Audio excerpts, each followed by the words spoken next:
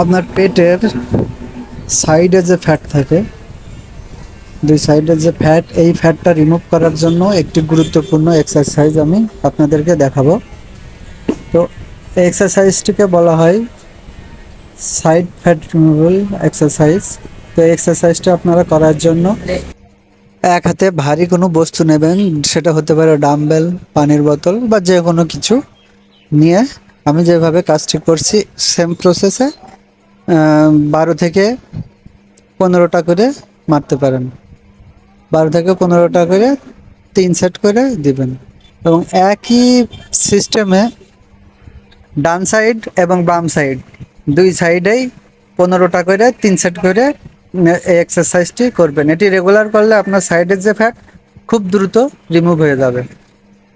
আর কোনো এক্সারসাইজ সম্পর্কে জানতে হলে অবশ্যই আমাকে কমেন্ট করে জানাবেন।